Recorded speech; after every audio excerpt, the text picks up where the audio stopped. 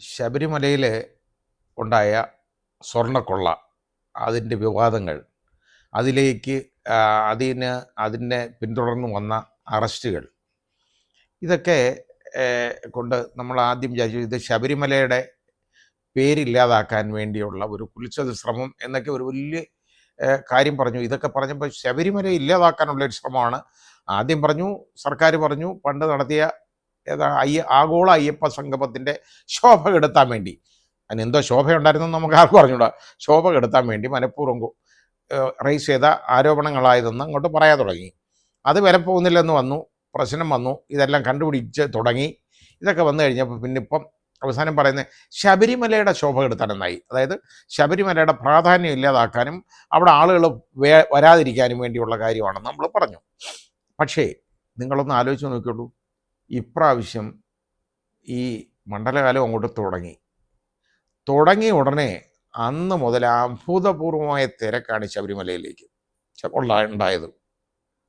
ശബരിമലയിൽ ഇന്നലെയും മെനഞ്ഞാന്നുമായിട്ടൊക്കെ ഇന്നും അത് തന്നെ നടക്കുന്നത്, വന്ന ഭക്തജനങ്ങളിൽ നല്ലൊരു ഭാഗം, അതായത് ലക്ഷക്കണക്കിന് ഭക്തന്മാരാണ് ഒഴിവെത്തുന്നത്. അവിടെ അവർ വരും, അവർ കാനനപാതയിലൂടെയൊക്കെ വരുന്ന ഒരുപാട് ആളുകൾ വേറെയുണ്ട്. ഇവർ അറിയാതെ അവിടെ കയറി വരും. ഇങ്ങനെ ഇവരെ നിയന്ത്രിക്കാൻ വയ്യാതെ വളരെയധികം വലിയ കഷ്ടപ്പാടിലാണ് ഇപ്പോൾ അവിടുത്തെ ഉദ്യോഗസ്ഥരും പോലീസുകാരും ഒക്കെ. ആ രീതിയിലുള്ള ഒരു കഷ്ടപ്പാടിലേക്ക് ഇന്ന് അവർ നീങ്ങിക്കൊണ്ടിരിക്കുകയാണ്. ഇന്നലെ ഞാൻ വിചാരിച്ചു വലിയ അപകടം അവിടെ ഉണ്ടാകുമെന്ന്. കാരണം ഒരുപാട് പേര് മയങ്ങി വീഴുകയൊക്കെ ചെയ്തു. ഇത് ക്യൂ ഒന്നും ആണെന്നോ, നമുക്ക് ഇങ്ങനെ ഞെരുങ്ങി നിൽക്കുകയല്ലേ ആളുകൾ. ആ നിൽക്കുന്നവർ തന്നെ ഒരാൾ വീണാൽ തന്നെ എന്ത് ചെയ്യാൻ നോക്കും? അയാളെ ചവിട്ടി അടുത്ത ആളുകൾ പോകും. വലിയ സ്റ്റംപീഡ് ഉണ്ടാവാനുള്ള എല്ലാ സാഹചര്യവും ഇവരുണ്ടാക്കി വെച്ചു. അത് ഇപ്പോൾ ഈ ശബരിമല ഇപ്പോൾ ഏതാണ്ട് കാര്യങ്ങളങ്ങ് മെച്ചപ്പെട്ടിട്ടുണ്ടോ? ഒന്നുമില്ല. അതായത് ഇന്നലെ മെനഞ്ഞാന്ന് ഇന്ന് ആയിട്ട് വന്നേക്കുന്ന ഒരുപാട് ആളുകൾ ഇപ്പോൾ വെളിയിൽ നിന്ന് വന്ന സംസ്ഥാനത്തിന് വെളിയിൽ നിന്ന് വന്ന ഭക്തന്മാർ തന്നെ അവരേതാണ്ട് ഒരു വലിയ സംഘം അവർ വന്നിട്ട്, ഏതാണ്ട് 10-60 പേരുടെ ഒരു സംഘം വന്നിട്ട് അവർക്കൊന്നും തൊഴാൻ പറ്റിയില്ല. അവർ അയ്യപ്പനെ തൊഴാൻ പറ്റാതെ വന്ന് അവർ അവസാനം നിരാശരായിട്ട് തിരിച്ചു പോയിട്ട് അവസാനം പന്തളത്ത് ചെന്ന് മാലയൂരി അവിടെ ഇരുമുടിക്കെട്ട് പിന്നെ തിരുവാഭരണത്തിൻ്റെ മുമ്പിൽ ഹാജരാക്കിയിട്ട് അവർ തിരിച്ചു പോകേണ്ട ഗതികേട് വന്ന് കരഞ്ഞുകൊണ്ട്. കന്യ അയ്യപ്പനായിട്ടുള്ള ഒരു കുട്ടി ഇന്നിപ്പം ഞാൻ കണ്ടതാണ്, ഇന്ന് കാണിച്ചത് ആ കുഞ്ഞിനെയൊക്കെ ഒന്ന് കാണണം. അവർ ദൂരെ നിന്നുമല്ല, കേരളത്തിലുള്ളവർ, നമ്മുടെ സംസ്ഥാനത്തുള്ളവർ തന്നെയാണ്. കേരളത്തിലുള്ള ആളുകൾ, മലയാളികൾ, അവരേതാണ്ട് 37 പേരിൽ ഒരു സംഘം വന്നു. സ്ത്രീകളൊക്കെയാണ്. അവർ വളരെ കഷ്ടപ്പെട്ട് 50 വയസ്സോളം കഴിയാതെ സ്ത്രീകൾക്ക് അവിടെ കയറാൻ ഒക്കത്തില്ലല്ലോ, പ്രവേശനമില്ല. അത് കഴിഞ്ഞ സ്ത്രീകളാണ്. അവർ വന്ന് അവരുടെ കൂടെ കന്യായപ്പനായിട്ടൊരു കുഞ്ഞുണ്ട് കേട്ടോ, ഒരു ഒരു കൊച്ചുകുട്ടി. അവൻ്റെ ആ കണ്ണിൽ അവൻ്റെ നിരാശ കാണാണ്, കരച്ചിട്ട് വരികയാണ്. അവന് തൊഴാൻ പറ്റിയില്ല, അയ്യപ്പ ദർശനം അവന് സാധ്യമായില്ല. അത് വളരെ നമുക്ക് സങ്കടകരമായൊരവസ്ഥയാണ് ഉണ്ടാകുന്നത്. ഒരു ഏകോപനവും ഇല്ലാതെ ഏതാണ്ട് ഞാൻ ചോദിക്കട്ടെ, ഇതിപ്പം കഴിഞ്ഞ ശബരിമല മണ്ഡലകാലം കഴിഞ്ഞു, അത് കഴിഞ്ഞ് ഇത്രയും നാൾ ഏതാണ്ട് 10-12 മാസം ഉണ്ടല്ലോ ഇവർക്ക്. എന്നിട്ട് ഇവർക്കിത് അറേഞ്ച് ചെയ്യാൻ പറ്റില്ലേ? ഈ പറയുന്നതിൽ എന്തെങ്കിലും കാര്യമുള്ളതാണോ?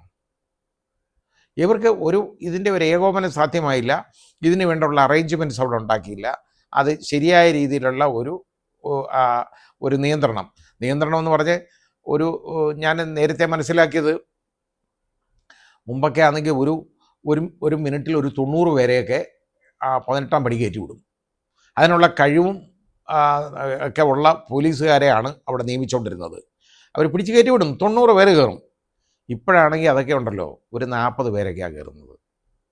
അപ്പോൾ ഈ ബാക്കി വന്ന് നിൽക്കുന്ന ആളുകൾക്ക് ഈ അയ്യപ്പ ഭവനെ കാണാനല്ലേ ഇത്രയും കഷ്ടപ്പെട്ട് ഈ മല കയറി 41 ദിവസം വ്രതമെടുത്ത് വരുന്ന ആളുകളാണ്. ഇത്രയും കഷ്ടപ്പെട്ട് വന്ന ഒരു കുഞ്ഞിന് പോലും അവൻ കരയുന്നതിൽ അർത്ഥമില്ലേ? അവൻ പന്തളത്ത് പോയി മാല ഊരിയിട്ട് അവർ തിരിച്ചു പോവാണ്. ഇത് നമ്മൾ മനസ്സിലാക്കേണ്ടത്, കഴിവുകെട്ട ആളുകളാണ് അവിടെ നിയോഗിക്കപ്പെട്ടേക്കുന്നവരെന്ന് ഇപ്പം പെട്ടെന്ന് നമുക്ക് മനസ്സിലാക്കാൻ നോക്കുമല്ലോ. അവിടുത്തെ പോലീസ് സംവിധാനം ഒരിക്കലും ശരിയല്ല. അതേപോലെ തന്നെ ഉദ്യോഗസ്ഥ സംവിധാനവും ശരിയല്ല. ശരിയല്ലാത്തതിൻ്റെ കാരണം നേരത്തെ ഉള്ള ഒരു ഇത്രയും നാളായിട്ട് ഏകോപനമൊന്നുമില്ലാതെ അവർ ഇത് അത് ഇല്ലാതെ വർക്ക് ചെയ്തു എന്നുള്ളതാണ്. അവർക്കിതിനൊന്നുമല്ല സമയം. അവിടെയൊക്കെ ഉള്ളവർക്കൊക്കെ എന്തെങ്കിലും അയ്യപ്പൻ്റെ മുതലടിച്ചുകൊണ്ട് പോയി മാറ്റുന്നതിനെക്കുറിച്ച് ചിന്തിച്ചുകൊണ്ടിരിക്കും. അല്ലാതെ അവർക്ക് ഈ ആ ശബരിമലയിൽ ഇത്രയും ആളുകൾ വരുന്നു, അതിനെങ്ങനെയൊക്കെ അറേഞ്ച്മെൻറ്റ്സൊക്കെ ഉണ്ടാക്കണം, അവരെ എങ്ങനെ അവിടെ നോക്കണം ഒന്നും ചിന്തിക്കാൻ അവർക്ക് സമയമില്ല. ഇന്ന് പലരും ദാണ്ട പറയുന്നത് കേട്ടു. രാവിലെ ഞാൻ മാധ്യമങ്ങളിലൊക്കെ കണ്ടതാണ്. പറയുന്നത് കേട്ടെന്ന് പറഞ്ഞാൽ വളരെ, അതായത് മഴയൊക്കെ ഉണ്ടായിരുന്നു, അത് കാരണം അവിടെ ചെളി വെള്ളം അതൊക്കെ ഉണ്ട്. അതൊക്കെ ശരി, അതൊക്കെ സഹിക്കേണ്ടതായിട്ട് വരും. ഇവിടെ വരുന്നവരൊക്കെ സഹിച്ചേ വെക്കുള്ളൂ.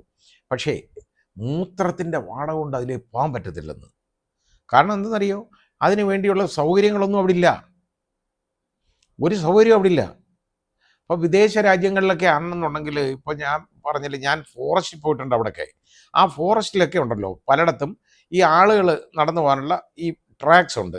ആ ട്രാക്കിനോടനുബന്ധിച്ച് 1 കിലോമീറ്റർ പോലും ചെല്ലുന്നതിന് മുമ്പ് തന്നെ അവിടെ ടോയ്ലറ്റ് വേണം. ടോയ്ലറ്റ് ഉണ്ട് അവിടെ. എന്നിട്ട് ഇവിടെ ഈ ടോയ്ലറ്റ് സംവിധാനം ഒരുക്കാൻ ഇവർക്ക് പറ്റുന്നില്ലല്ലോ. എന്ത് കഷ്ടമാണ്! മൂത്രത്തിൻ്റെ വാട കൊണ്ട്, ദുർഗന്ധം കൊണ്ട് അതിലേ നടന്നു പോകാൻ പറ്റുന്നില്ലെന്നാണ് 1-2 അയ്യപ്പന്മാർ പറയുന്നത് ഞാൻ കേട്ടതാണ്. പിന്നെ വേസ്റ്റ്, ഈ 2 ദിവസം കൊണ്ട് തന്നെ അവിടെ കൂട്ടിയിട്ടേക്കുന്ന വേസ്റ്റ് അതിനി എങ്ങനെ റിമൂവ് ചെയ്യും എന്നുള്ളതാണ് പറയുന്നത്. അതുപോലെ വേസ്റ്റാണ് റിമൂവ് ചെയ്യേണ്ടതായിട്ടുള്ളത്. വളരെ ബുദ്ധിമുട്ടാണ്.